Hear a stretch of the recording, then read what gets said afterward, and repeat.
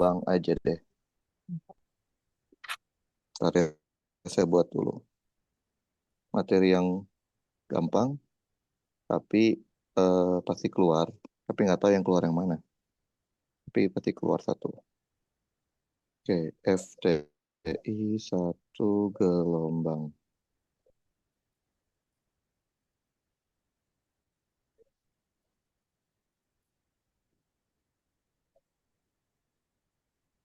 Oke, bentar. Saya siapin dulu.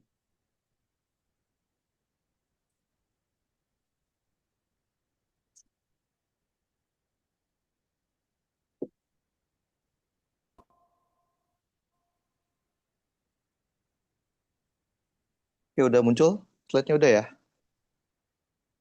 Udah? Udah, Udah. Kak. Oke, jadi kita akan masuk materi yang judulnya gelombang mekanik.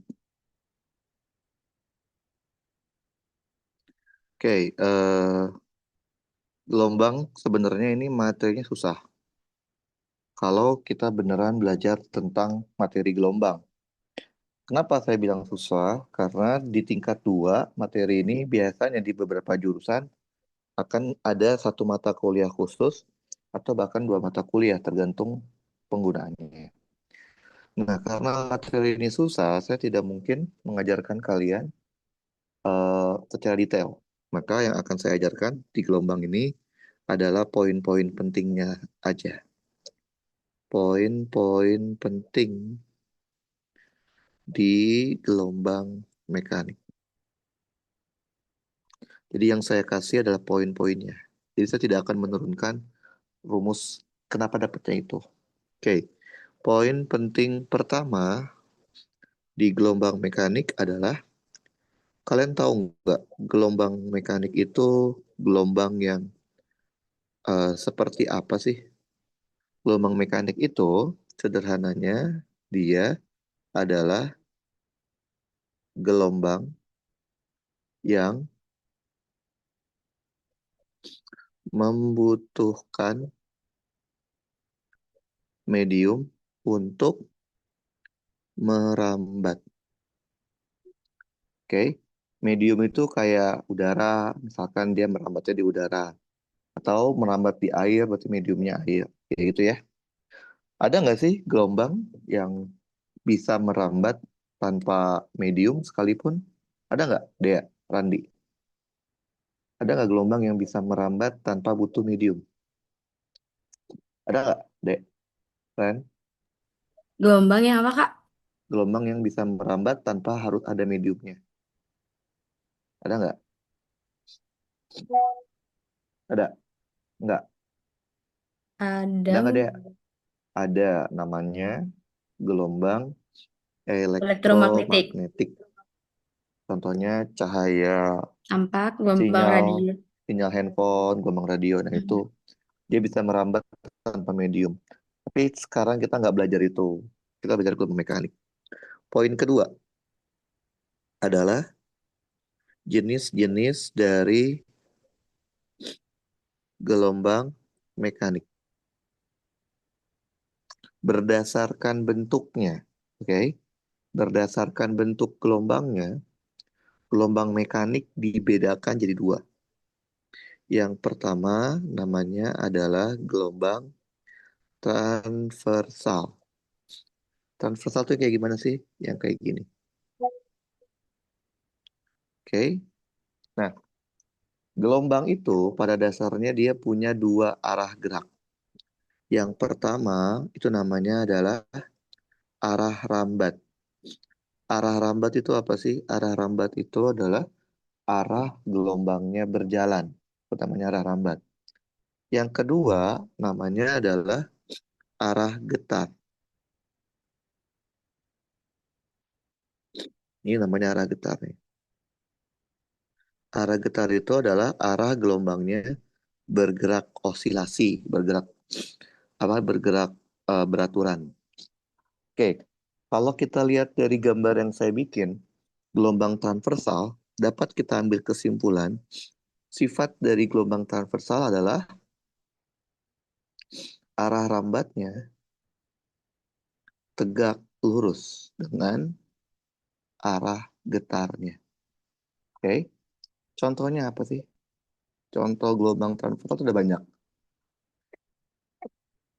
Contoh yang akan kita bahas itu adalah gelombang tali. Jadi gelombang tali adalah contoh gelombang transversal yang akan kita bahas di TPB. Nah, kita tahu kan ya, kalau di gelombang transversal yang disebut sebagai satu lambda itu adalah dari satu bukit ke satu lembah. Ini namanya lambda. Atau bisa juga dari ujung bukit ke ujung bukit satunya. Ini juga lambda.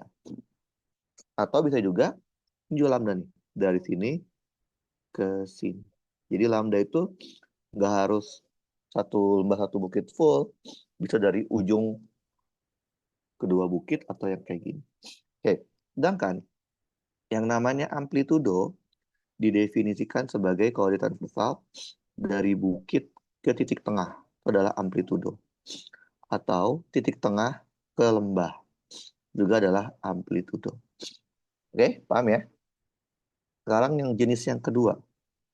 Jenis gelombang yang kedua berdasarkan bentuknya adalah gelombang longitudinal. Itu yang kayak gimana sih longitudinal? Dia ada rapat sama renggang. Kayak gini. Rapat, renggang.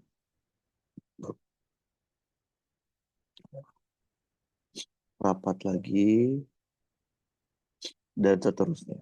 Oke? Sama. Gelombang longitudinal itu punya dua arah. Sama kayak gelombang transversal.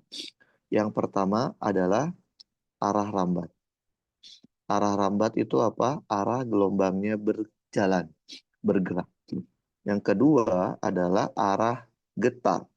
Kalau di gelombang longitudinal yang ini arah getarnya. Arah getar adalah arah gelombang bergerak osilasi, bergerak berulang.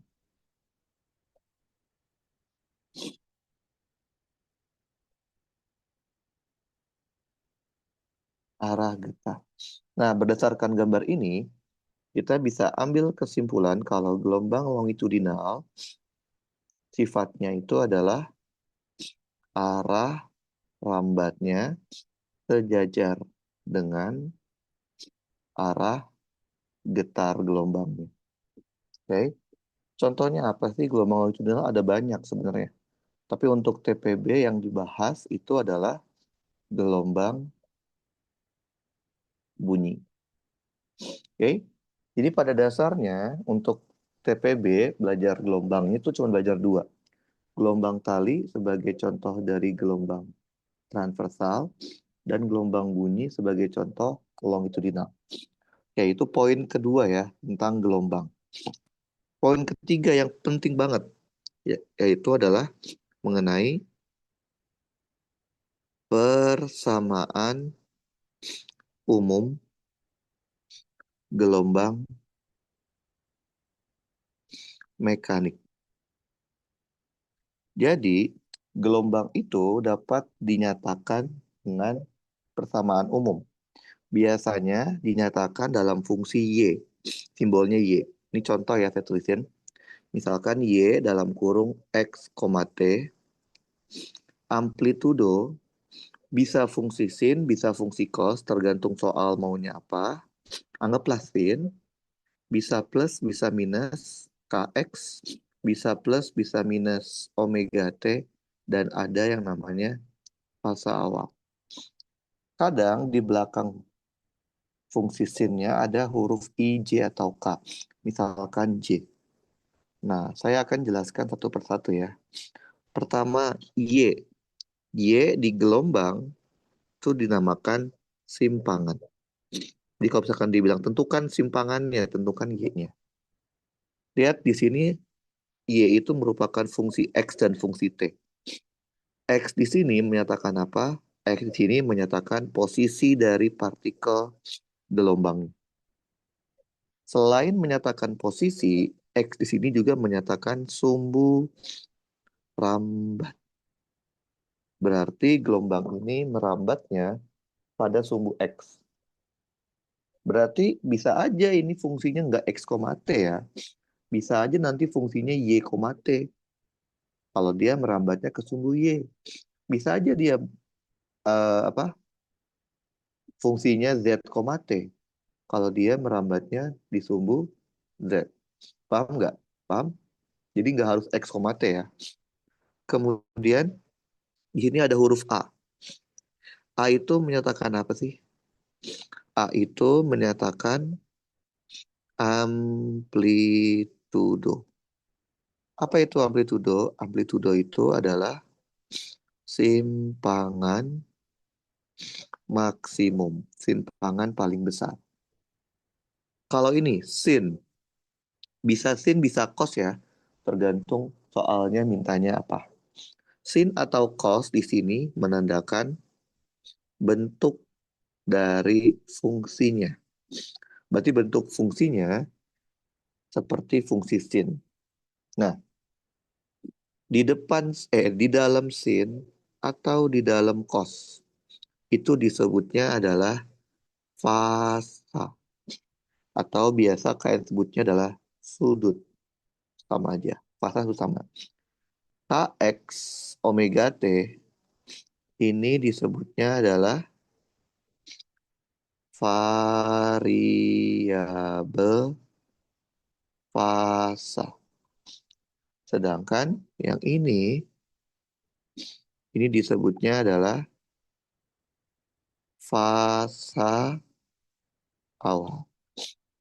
Kalau di belakang ada huruf I atau J atau K, I, J atau K ini menyatakan sumbu getar. Berarti fungsi gelombang yang saya tulis ini adalah fungsi gelombang di mana gelombang ini merambat pada sumbu X dan bergetar pada sumbu Y. Berarti ini contoh dari gelombang transversal. Sekarang kita akan membahas arti simbol-simbolnya. Lihat, di fungsi gelombang ini ada simbol K. K itu apa sih?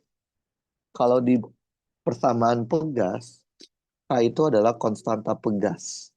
Kalau di gelombang, namanya bukan konstanta gelombang, tapi bilangan gelombang.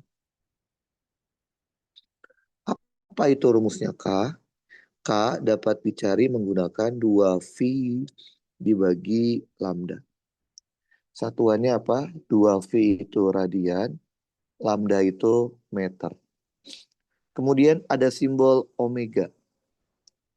Omega itu apa sih? Kalau di gerak rotasi, omega itu namanya kecepatan sudut. Kalau di gelombang, omega itu namanya adalah frekuensi sudut atau nama lainnya frekuensi angular. Apa itu rumusnya omega? Omega itu rumusnya adalah 2pi dikali frekuensi. Atau bisa juga 2V dibagi periode. Satuannya omega adalah radian per second. Terus di situ juga ada simbol ini.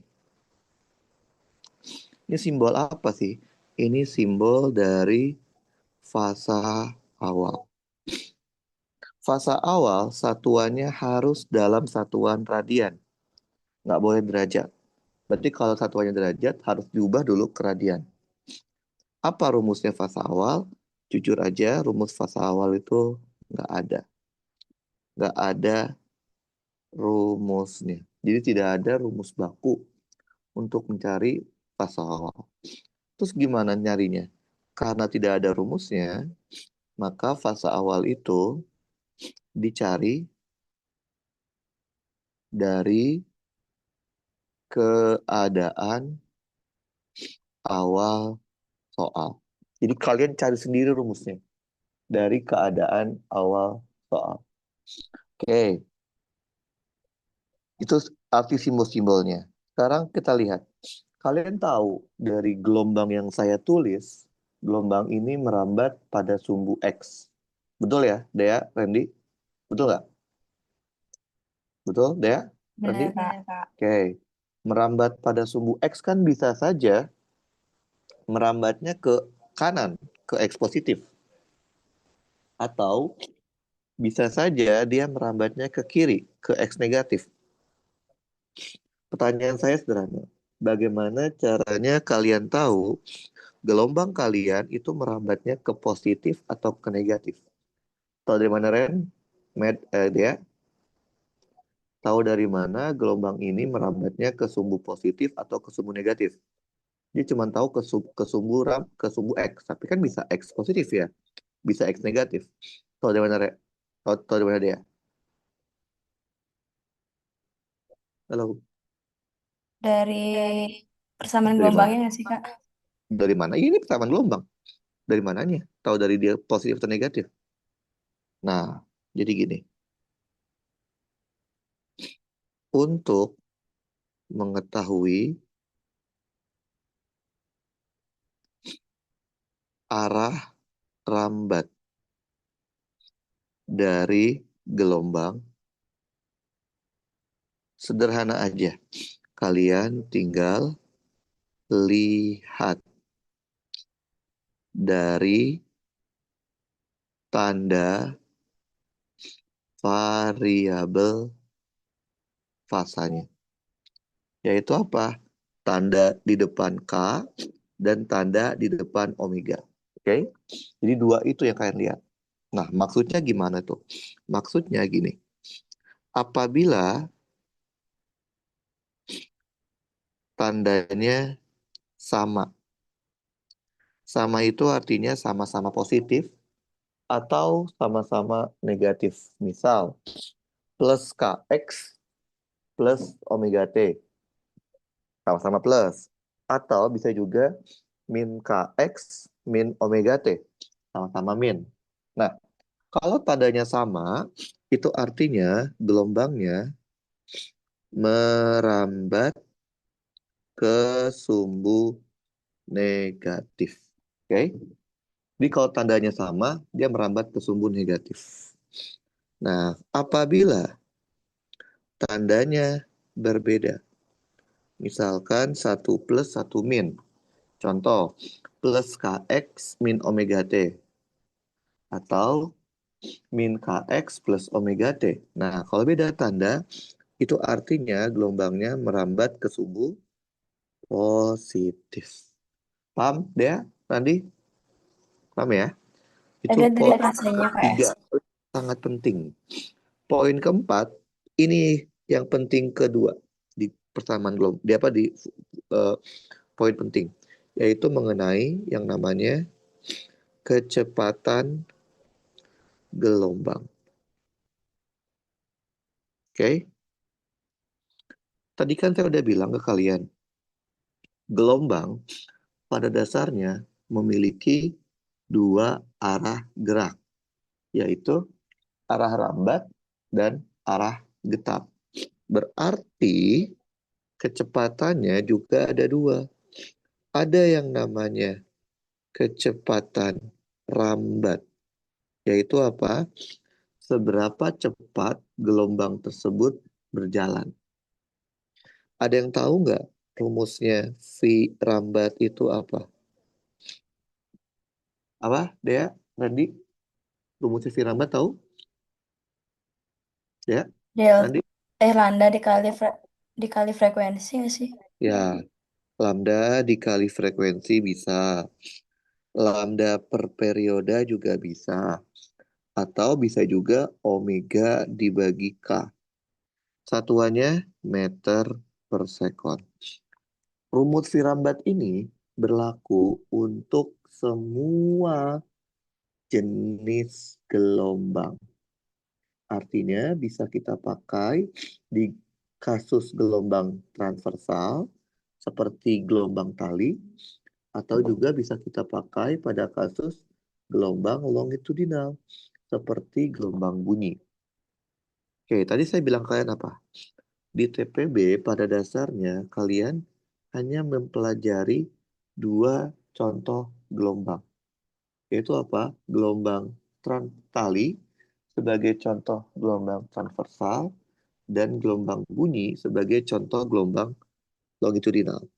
Oke, sekarang kita masuk yang namanya khusus untuk gelombang tali. Artinya hanya bisa di gelombang tali. Kalau yang tadi yang atas, yang tadi lambda kali frekuensi, itu berlaku untuk semua gelombang. V rambatnya, selain bisa pakai rumus yang di atas, juga bisa pakai rumus lain, yaitu V rambatnya adalah tension dibagi dengan mu. Oke, apa itu tension? Tension itu adalah tegangan tali. Oke, disingkatnya Newton, tegangan tali. Oke, nah terus ada juga yang namanya mu. Mu itu apa sih? Mu itu adalah rapat massa tali. Mu rumusnya apa? Mu rumusnya adalah massa tali dibagi dengan panjang tali. Satuannya, massa itu kilogram, panjang tali itu meter. Oke, ini hanya boleh dipakai buat tali. Yang kedua, bagaimana kalau gelombang bunyi? Nah, gelombang bunyi juga punya rumusnya. Khusus untuk gelombang bunyi. Gelombang bunyi juga bisa pakai V rambat yang lambda kali frekuensi, bisa. Tapi dia ada alternatif lain mencari V rambatnya. Mencari V rambat gelombang bunyi itu bergantung pada medium apa dia merambat. Kita bagi jadi dua medium. Yang pertama, kalau bunyi itu merambat di medium padat. Misalkan, bunyi merambat di rel kereta api, atau bunyi merambat di batu. Maka, V rambatnya sama dengan akar dari modulus yang dibagi dengan rho. E itu disebutnya adalah modulus yang. Oke, modulus yang dari mediumnya.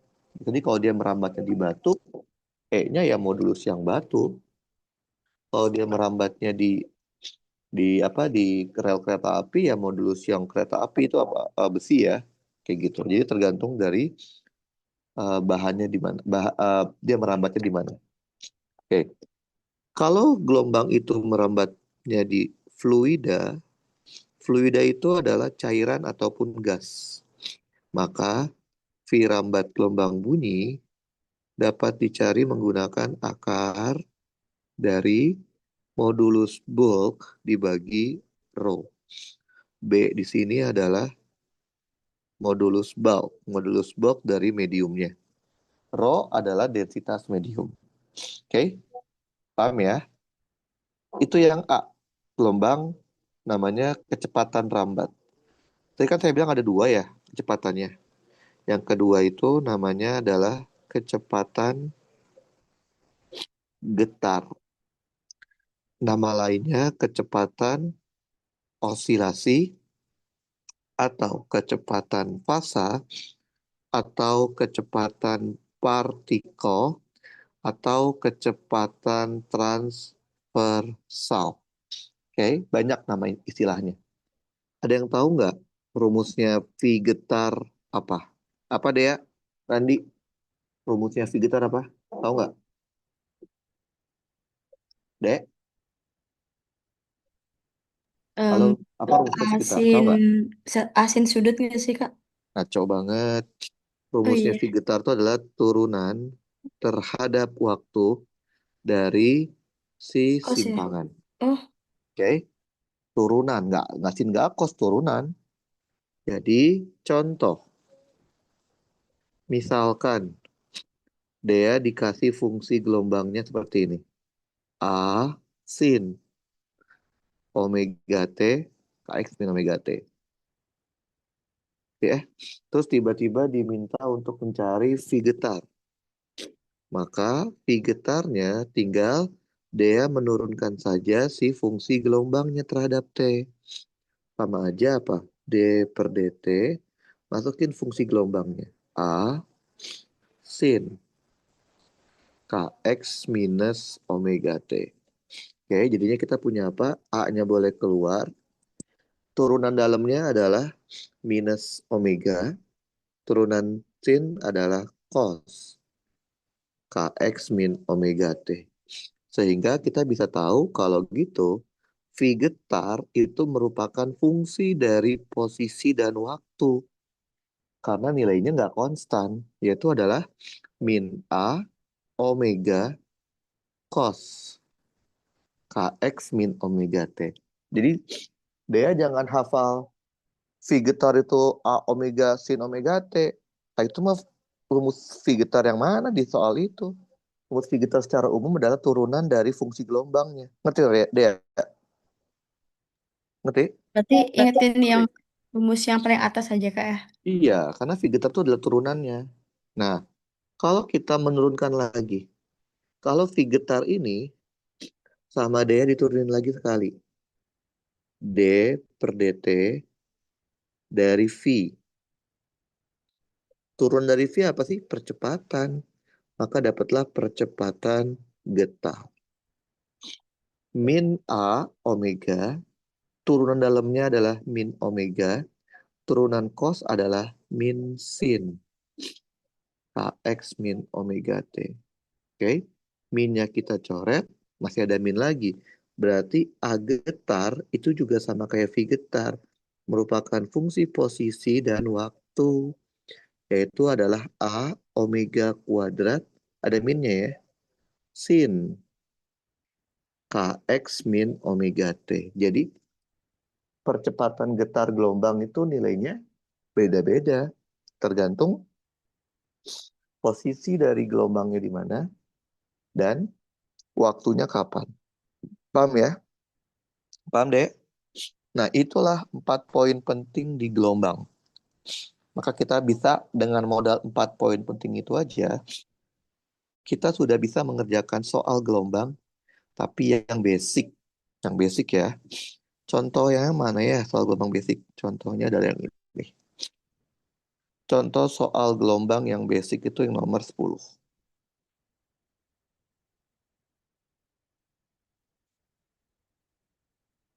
Oke, coba baca dulu ya 1 menit. Baca satu menit deh. Bisa? Oh, udah bilang. Bisa Kak. Bisa. Udah belum dibaca? Udah.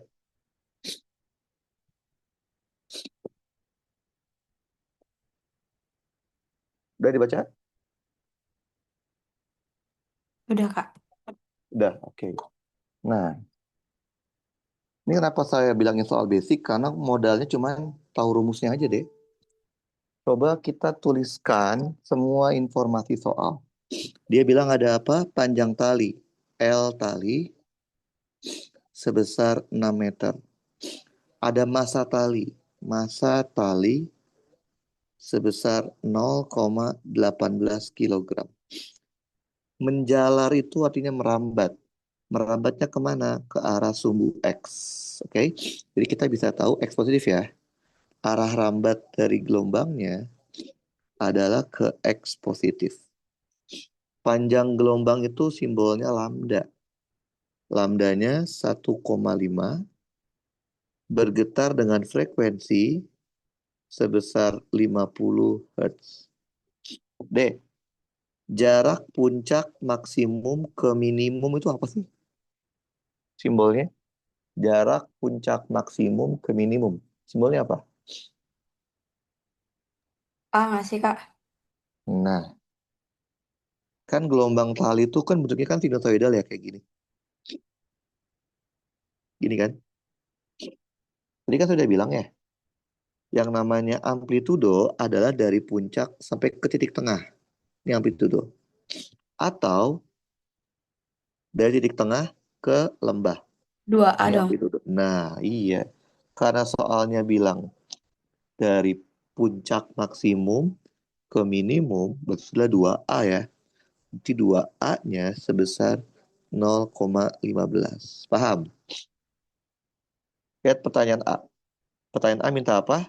Amplitudo. Ya gampang ya. Tinggal 0,15 dibagi 2. Berarti 0,075 0,075 meter. meter. Minta apa lagi? Frekuensi sudut itu apa? Omega. Tadi omega rumusnya apa? Bisa 2V, kayak 2VF bisa kan ya? Oh iya, F-nya ada kan? F-nya ada ada kan? Ya udah 60, masukin. Berarti 100 100. V. Satuannya omega, radian per second. Apalagi yang dia minta? Rapat massa tali itu yang mana? Yang Yang simbolnya mu. ini Tadi massa mu tali apa? sama Massa tali sama dibagi dengan panjang panjang tali tali. Massa talinya 0,18, 0,18. Panjang talinya 6 6. meter, Berarti 0,03. 0,3 kilo. Satuannya kilogram, Oh, oh iya, meter. kilogram per meter. Gampang kan? Cuman modalnya apa? Modal tahu rumus aja. Rumus. Makanya saya bilang poin pentingnya. Sekarang B. B minta apa? Laju rambat gelombang dan tegangan tali. Ya, berarti V rambat ya. V Iya, rambat tadi ada rumusnya nggak sih? lambda dikali frekuensi. Iya, lambda dikali frekuensi. Lambdanya ada 1,5. Iya, frekuensinya juga dapat Frekuensinya ada 50. Berarti dapatnya 75. 75. Terus dia minta apa lagi? Tegangan tali itu tension kan? Iya, Ya, tadi ada rumus ini kan? yang akar tuh ya, V Kak. rambat, lah iya. Sama dengan akar dari Tegangan dibagi sama mu. tension. Betul. Tension dibagi mu, betul? Tuh. Kan V rambatnya udah tahu 75. Mm. Tensionnya kita nggak tahu. Hmm. Tapi mu-nya tahu kan? Tahu Mu-nya 0,03. 0,03. Coba dihitung. Berapa tensionnya? Bentar, Kak. Kalkulator. Solver bisa deh. Bisa, bisa. Coba. Hmm.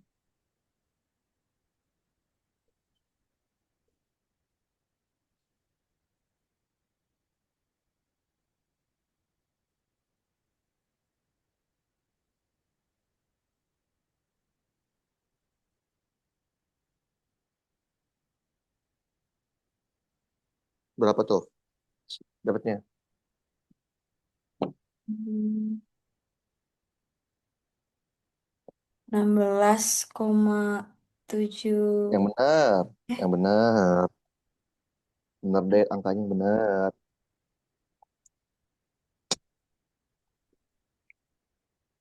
Berapa ya?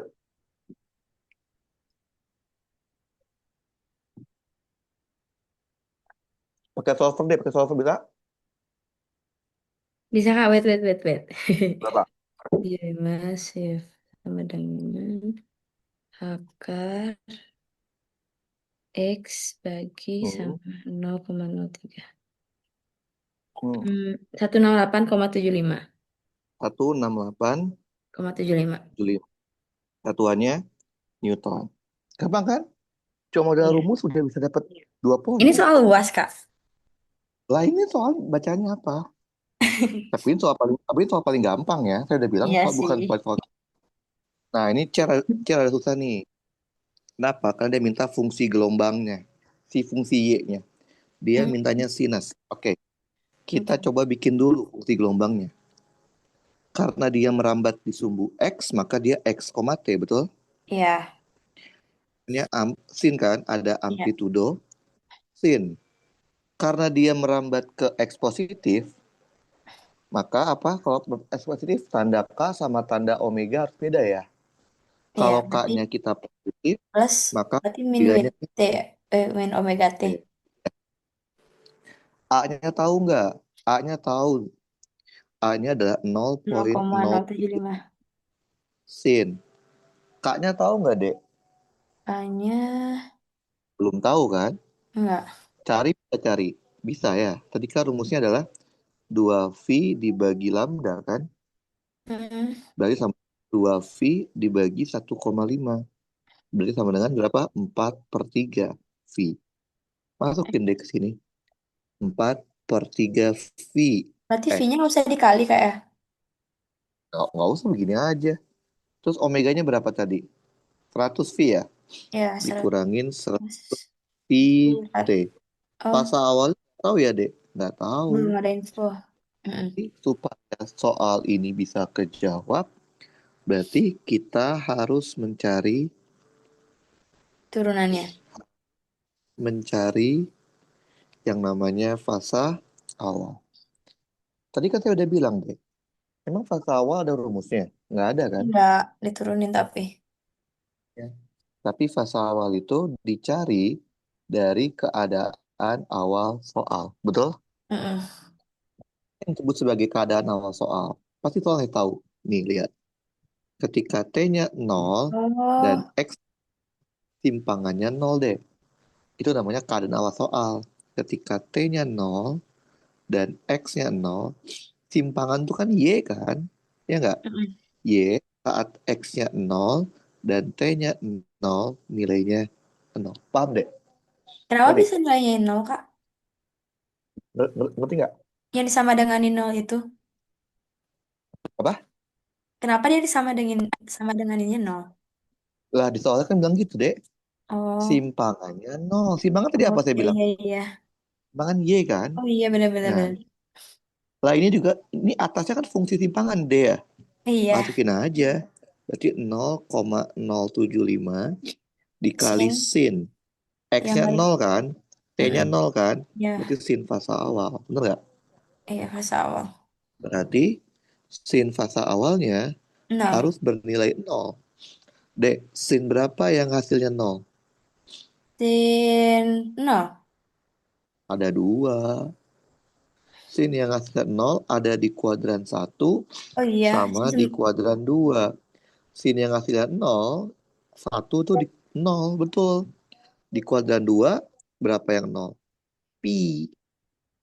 oh iya Nah, sama. lihat. Dia punya dua opsi jawaban, Dek. Mm-mm. Bisa 0, 0 radian atau pi radian. Gak mungkin dua-duanya bener, Dek. Gak mungkin. Gak mungkin dua-duanya salah.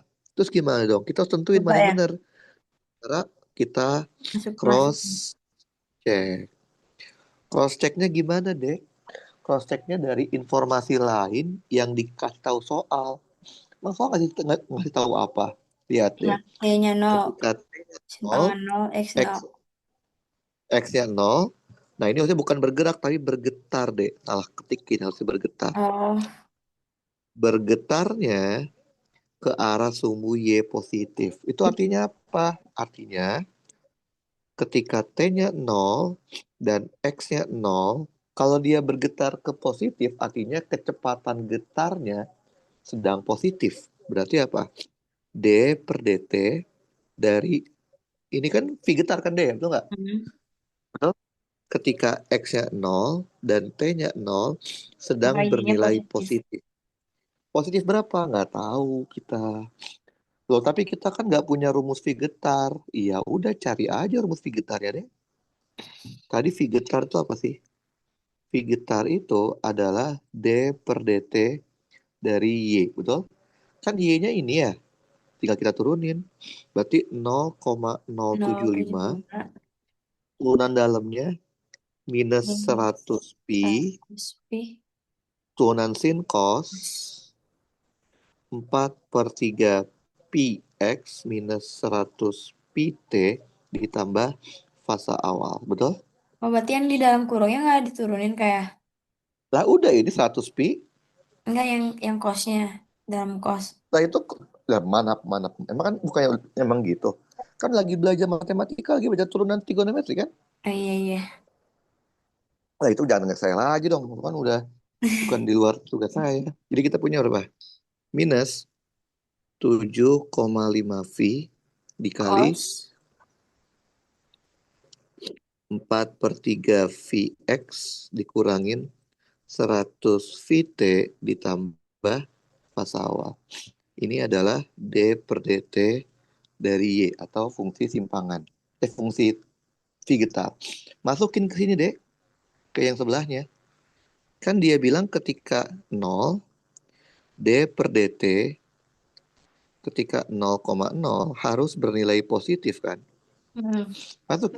Berarti sama dengan adalah minus 7,5 7,5 pi pi cos dikali cos masa awal. X T-nya 0. Cos fase awal. Berarti mau nggak mau, Dek, cos fase awalnya harus bernilai Negatif, karena negatif. kan perkalian. Paham? Paham. Paham? Ngerti nggak, Dek? Halo, halo, Paham, halo. Kak. Paham ya? Dek, cos berapa yang negatif? Cos yang negatif. Cos di kuadran berapa? Cos negatif kuadran berapa? Dua nggak sih, Kak? Ada dua, Dek. Ada di kuadran 2 Oh iya, sama tiga di juga bisa. kuadran 3. Nah, sekarang lihat irisannya, Dek. Tadi kan kita punya dua jawaban. Hmm. Kuadran satu, Itu sama kuadran dua. 2, kuadran 2 dan kuadran 3. Berarti irisannya berapa? Kuadran 2 kan? Iya. Berarti Masuk. dari itu kata awalnya adalah V, Dek. Ngerti? Ngerti. Karena kita tahu fasa awalnya V, kita bisa tulis ulang. Berarti fungsi gelombang secara lengkap itu adalah 0,075 0,075 sin 4 per 3 pi X dikurang 100 100 pi T pi ditambah V. pi. Paham? Paham gak, Dek? Iya, Paham? Benar? Paham? paham, Kak. Berarti tinggal masukin Ya, aja ini ya. ini soal basic namanya, Dek. Hmm. Nah, setelah kita bisa memahami soal basic, kita lanjut lagi materinya. Namanya adalah ini, Dek. Namanya adalah superposisi gelombang. Pernah dengar gak, Dek? Di kelas. Superposisi gelombang. Pernah dengar? Nah, Pernah. Apa itu? gelombang yang banyak. Gelombang Ah, yang gelombang banyak. gelombang yang Superposisi gelombang itu adalah sederhananya adalah penggabungan oh iya, penggabungan gelombang yang banyak. ya antara dua gelombang atau lebih juga bisa sih. Jadi gelombang itu dapat digabung. Namanya superposisi deh. Oke? Nah, secara umum deh, secara umum, superposisi gelombang itu secara umum ada dua metode. Ada dua metode untuk melakukan superposisi gelombang. Metode pertama namanya adalah metode matematis. Metode kedua namanya adalah metode fasor. Pernah dengar di kelas fasor? Pernah dengar belum di belum, kelas? Kak. Oke, jadi ada dua metode, matematis sama fasor. Nah, kedua metode ini kalian harus bisa dua-duanya, harus bisa. Kenapa? Kenapa nggak cuma satu aja? Karena kedua metode ini saling melengkapi. Kekurangannya metode matematis dilengkapi dengan kelebihannya metode fasor. Kekurangannya metode fasor dilengkapi dengan kelebihannya matematis. Jadi kita harus bisa dua-duanya. Paham? Ngerti? Dek, paham? Aman-aman, Kak. Oke, kita mulai dari yang ini deh. Yang pertama, yaitu adalah metode matematis. Oke, misalkan gini. Saya punya fungsi gelombang satu, misalkan 5 sin kx dikurangin omega t. Terus saya punya fungsi gelombang 2, misalkan 5 dikali cos 2kx ditambah omega t. Mau saya jumlahkan atau saya gabungkan secara matematis. Bisa atau enggak? Bisa nggak sih, Bisa Kak? atau enggak? Bisa. Jawabannya nggak bisa. Oh, bisa. Superposisi gelombang Mau itu pakai matematis atau mau pakai fasor, syarat mutlaknya harus sama bentuk fungsinya. Lihat, yang pertama kan bentuk fungsinya sin. Betul ya? Betul kan? Ya, oh, halo. Oh, Yang pertama bentuknya sin kan?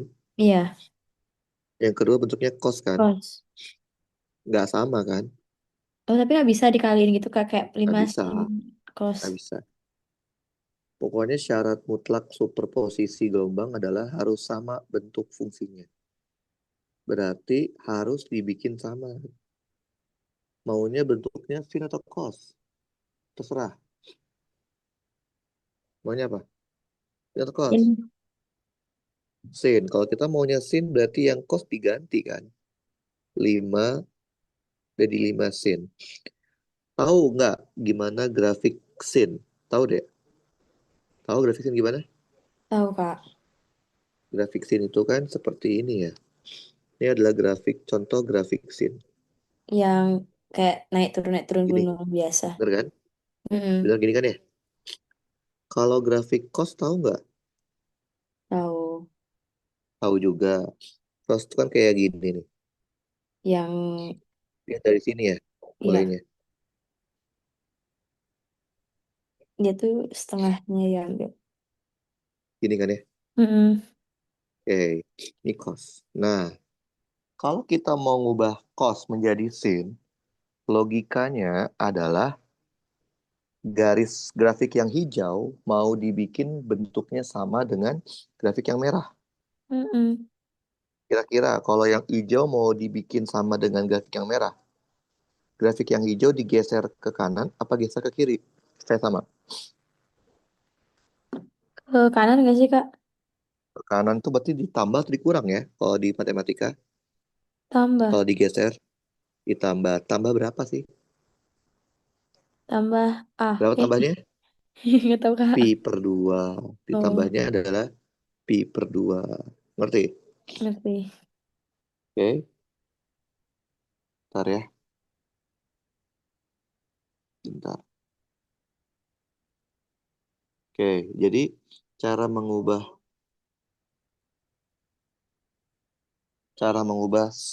cos ke sin tinggal tambah. Nah, udah sama-sama bentuk sin kan? Berarti bisa kita jumlahin deh. Jumlahin ya. Jadi ntar resultan. Nah, karena depannya sama-sama 5, 5-nya boleh kita keluarin. Nah, inilah kekurangannya metode matematis. Apa kekurangannya? Kalau amplitudonya berbeda, maka mengerjakannya jadi lebih susah. Oke? Paham nggak ya? Hmm? Kalau paham nggak deh? Kalau Paham Kak? jadi kalau nilai amplitudo gelombangnya beda, misalkan yang 15, 17, bisa nggak pakai pakai matematis? Bisa, tapi sulit karena dia nggak bisa dikeluarin. Betul? Oke. Jika punya apa ini? Sin kx dikurangin omega t ditambah sin 2kx ditambah omega t ditambah pi per 2. Paham deh? Paham Kak? Paham nggak? Nah, kekurangannya lagi apa? Kekurangannya matematis selain amplitudo yang sama, supaya mudah, ini harus hafal aturan trigonometri. Ingat nggak waktu di SMA pasti diajarin kan? Sin A ditambah dengan sin B. Tahu berapa? 2 sin A ditambah B dibagi 2 cos. Nah ini harus hafal deh. Kenapa? Karena takutnya nggak dikasih tahu di soal. Kalau saya lengkapin ya, sin A dikurangin sin B sama dengan 2 cos A tambah B dibagi 2 sin A kurang B dibagi 2. Kalau misalkan cos A ditambah cos B. 2 cos A tambah B dibagi 2. Cos A dikurang B dibagi 2. Kalau cos A dikurangin cos B. Min 2 sin A tambah B dibagi 2. Sin A dikurang B bagi 2. Nah, buat jaga-jaga, ini harus sudah hafal. Paham, Dek? Ngerti? Paham? Halo? Paham nggak? Dek? Halo? Halo, Gimana, halo? Kak? Suara Hafal saya ya? kedengeran ya? Kalau kita dengeran, kalau kita anggap ini adalah A, dan ini kita anggap sebagai B. Boleh? Jadi sama aja sin A tambah sin B kan? Mm-mm. Sehingga Y resultannya menjadi 5 kurung buka 2 sin. Penjumlahan deh. Kx ditambah 2kx itu 3kx. Min omega t ditambah omega t itu habis. 0 ditambah pi per 2, pi per 2. Jangan lupa dibagi 2. Cos pengurangan sekarang. Kx dikurang 2kx negatif 3kx. Eh, negatif kx dong ya. Negatif kx. Min omega t dikurang omega t negatif 2 omega t. 0 dikurang pi per 2 minus pi per 2 dibagi 2. 5 kali 2, 10. Sin 3kx ditambah pi per 2 dibagi 2. Cos kx ditambah 2 omega t ditambah pi per 2 dibagi 2. Oke, kenapa bisa hilang minusnya? Karena cos itu merupakan gelombang apa fungsi genap. Fungsi genap kan sifatnya apa? Cos min alfa sama dengan cos alfa. Ini namanya cara matematik D. Sekarang kita mau coba cara yang kedua. Namanya cara Fasor. Metode Fasor. Metode Fasor. Oke. Misalkan dia punya gelombang satu seperti ini. 5 sin kx minus omega t. Terus dia punya gelombang 2, misalkan 4 Ini kayak bebas kan, cos Kak? bebas. Ini ngarang aja saya. Terus saya punya gelombang 3, misalkan 3 cos kx min omega t ditambah pi per 4. Mau saya gabung, saya superposisikan dengan metode Fasor. Bisa nggak, Dek? Bisa nggak? Diposisikan maksudnya. Di superposisi. Kalau tadi superposisi apa? Oh, bisa, Digabung. Kak. Bisa nggak? Nggak bisa. Katanya saya bilang Tapi nggak bisa yang kos superposisi sama kos gelombang. digabungin. Lain, kan tadi kan saya bilang superposisi gelombang syarat mutlaknya adalah harus sama bentuk fungsinya. Lihat, yang pertama bentuk fungsinya apa? Sin. Yang kedua bentuk fungsinya apa? Cos. Yang ketiga bentuk fungsinya apa? Cos. Sama nggak bentuk fungsinya? Beda sih, tapi saya kira yang 4 sama Berarti yang harus, 5 bisa. kan ngomongin tiga-tiganya. Berarti yang sin harus diganti. Jadi cos, ya kan? Berarti kalau dari sin ke cos, lihat grafik ini. Berarti gimana caranya grafik yang merah bentuknya sama kayak grafik yang hijau. Digeser ke kanan atau ke kiri? Geser ke kanan atau ke kiri. Kalau yang merah menjadi yang hijau, kanan kiri deh. Gesernya. Hmm? Kenapa, Kak? Grafik yang merah kan grafik sin. Yang hijau kan Mm-mm. grafik cos. Kita kan mau ngubah sini di cos. Berarti grafik yang merah mau diubah jadi grafik yang hijau. Bawa ke kiri. Digeser ke kanan atau ke kiri? Kiri Kiri. dikurang ya? Dikurang berarti ya? Yes. Berarti dikurang. Kx min omega t dikurang pi per 2. Paham deh? Paham, Kak. Sekarang semuanya udah fungsi cos kan ya? Mm. Betul? Bisa nggak kita gabungin pakai cara pasar?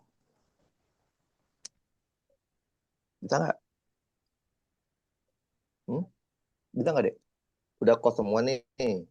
Bisa nggak kita gabung jadi pakai cara pasar? Hmm? Bisa nggak sih, Kak? Belum tentu deh. Kalau fasor ada syaratnya lagi yang harus dipenuhi. Apa syaratnya? Variabel fasanya harus persis sama. Itulah kekurangannya fasor. Variabel fasanya harus persis sama. Kalau beda, nggak bisa. Ini variabelnya kx min omega t, kx min omega t, kx min omega t. Sama persis kan ya? Persis sama? Persis kan? Hmm. Berarti bisa? Bisa. Karena persis sama. Jadi tak kayak gini nih, Dek. Jadi tadi ya resultan. Jadi ini amplitudo resultan. Karena kita semuanya cos, maka dia cos kx min omega t ditambah fasa resultan. Udah, ini cara fasa. Sekarang tugasnya Dea adalah mencari tahu AR ini nilainya berapa angkanya.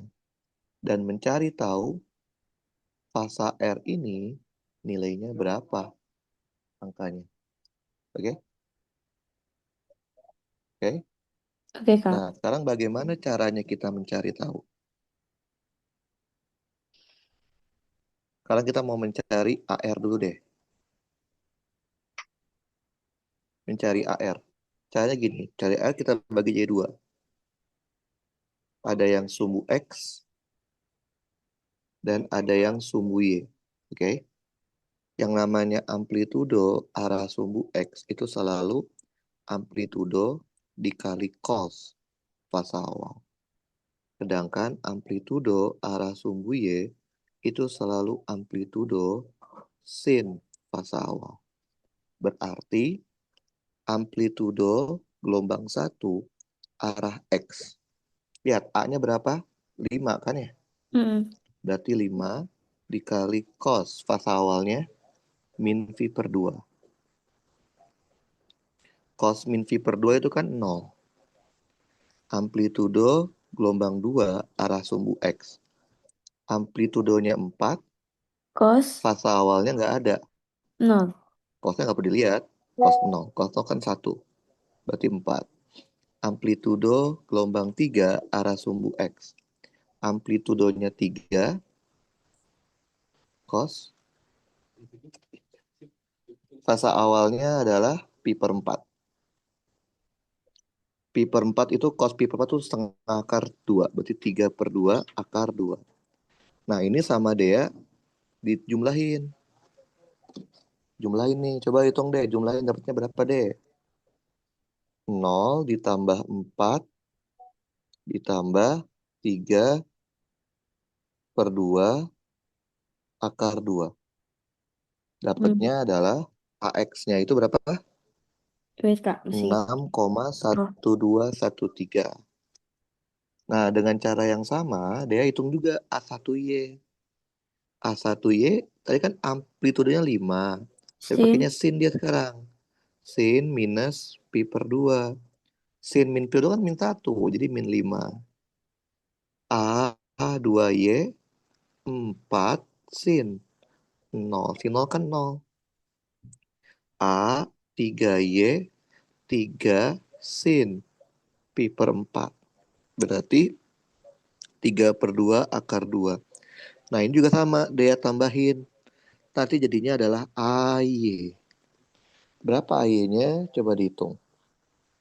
Min 5 ditambah 0 ditambah 3 per 2 akar 2. Maka dapatlah berapa dek? Minus 2,8786. Nah, udah dapat AX sama AY, maka dia bisa ngitung AR-nya. Berarti AR-nya itu tinggal menggunakan akar dari AX kuadrat ditambah AY kuadrat deh.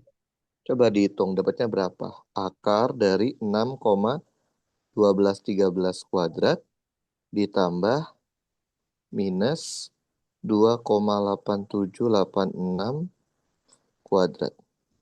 Dapatnya itu adalah 6,7643. Inilah cara mencari AR. Terus apa yang belum? Mencari fasa R. Mencari fasa R lebih mudah lagi deh. Mencari fasa R, sederhananya tinggal menggunakan fasa R itu pasti tangen inverse dari AY dibagi AX. Coba deh dihitung deh. Berapa deh tan inverse AY per AX deh? Coba dihitung. Dek, halo. Ya, Kak, wait.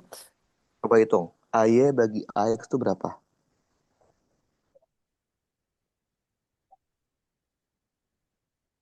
A-nya kan min 2,878. Min 2,8786. AX-nya 6,1213. Aduh. Pakai shiftan ya. Mm-mm. Oh iya, pantas nggak mau saya pakai solver. Eh, 2,8786, 6,1213. Dapat berapa, Dek?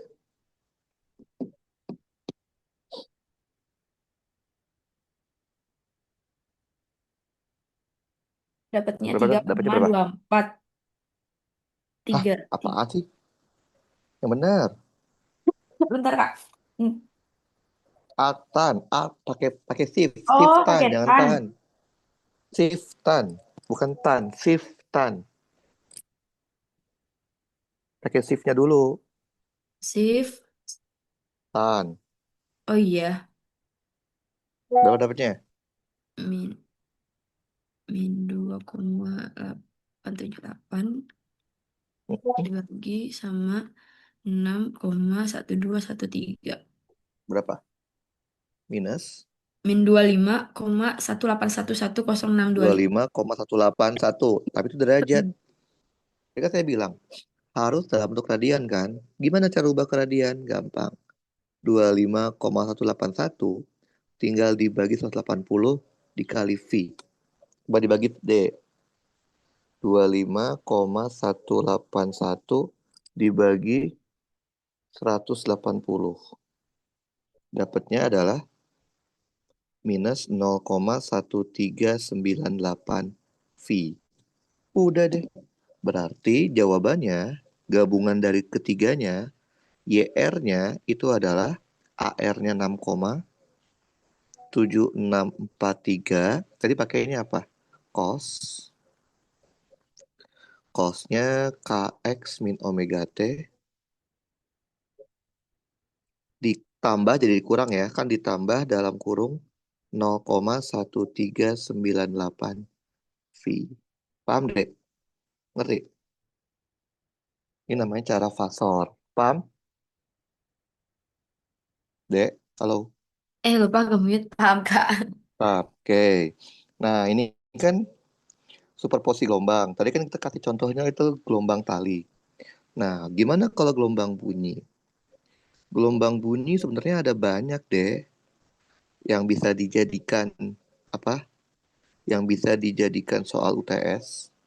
Tapi yang sering banget jadiin soal UTS itu adalah yang ini deh. Yang namanya adalah efek Doppler. Pernah dengar nggak di kelas efek Doppler? Pernah? Pernah dengar nggak, Dek? Pernah diomongin Pernah. sama Pak Acep. Efek Doppler itu adalah efek perubahan frekuensi yang didengar oleh pengamat karena pengamat, dan sumber saling bergerak relatif. Harusnya, Dek, frekuensi pengamat itu harusnya persis sama dengan frekuensi sumber. Harusnya, kalau pengamat dan sumber tidak bergerak. Tapi karena dia bergerak, maka ada efek Dopplernya, yaitu apa? V plus minus VP dibagi V plus minus VS. Oke. Nah, apa itu V? V itu adalah kecepatan rambat bunyi di mediumnya. Misalkan dia merambatnya di udara, maka V-nya V rambat V udara. Kalau VP apa? VP itu adalah kecepatan dari si pengamat. Kalau VS itu adalah kecepatan dari sumber bunyi. Yang penting di gelombang efek Doppler adalah aturan tanda. Aturan tandanya gimana? Oke. Nah, lihat. VP itu dapat bernilai positif, dapat bernilai negatif. VP positif kalau pengamatnya bergerak mendekati sumber bunyi.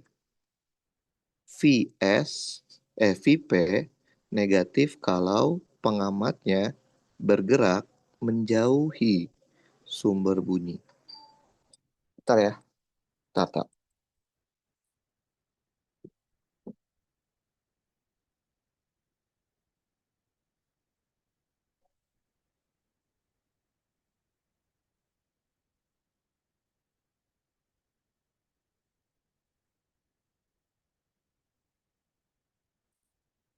Halo, Dek. Halo, halo. Halo Kak. Nah, sekarang VS gimana? VS juga sama, dia bisa bernilai positif atau bernilai negatif. Nah, gimana ngafalinnya kalau VS kebalikannya? VS positif kalau sumber bunyi bergerak menjauhi pengamat. VS negatif kalau sumber bunyi bergerak mendekati ke pengamat. Jadi untuk efek Doppler, jangan sampai salah dalam menentukan tanda plus dan tanda min di VP dan VS-nya. Paham? Ngerti? Ngerti, Dek? Ngerti Kak. Udah deh. Jadi untuk gelombang bunyi biasanya keluar tuh efek Doppler. Nah, ini rumusnya gini doang. Nah, yang sering orang salah itu adalah dalam penentuan positif sama negatifnya. Jangan sampai salah aja. Kalau kalau udah benar, kalau pokoknya ingat VP positif kalau pengamatnya mendekati sumber bunyi. Negatifnya kalau pengamatnya menjauhi sumber bunyi. Kalau VS kebalikannya aja. Paham, Dek? Paham? Halo, Dek? Halo, halo. Paham. Paham. Jadi untuk kasus gelombang mekanik, pada dasarnya Dea itu cuman hafalin rumus-rumusnya aja. Rumus-rumus penting tadi yang 4 poin penting, sama cara kita menggabungkan gelombang. Menggabungkan secara matematis atau menggabungkan secara fasor. Kalau itu udah bisa, udah sebenarnya gitu doang. Sama gelombang bunyi biasanya yang sering keluar adalah Doppler. Kalau di efek Doppler jangan sampai salah tandanya. Paham deh? Aman Paham? Kak, aman. Oke, kalau gitu ntar saya akan kirim rekamannya. Nanti saya kasih link buat YouTube-nya ya. Untuk Oke slide-nya Kak. saya kirim sekarang. Oke, mari deh. Kak, saya mau nanya lagi Kak. Berarti Yuk, materi apa? materi UAS itu kan lanjutan yang kemarin ya? Hmm, iya, Berarti dari dinamika rotasi juga. dinamika rotasi, terus Terus elastisitas, osilasi, eh, sama terus fluida, sama ini ya gelombang. Oke. sama gelombang. Gelombang ini Oke, aja kan Kak? mari deh. Kayaknya sih gini-gini aja sih yang Oke standar-standar. Kak. Oke, mari deh. Thank you Kak.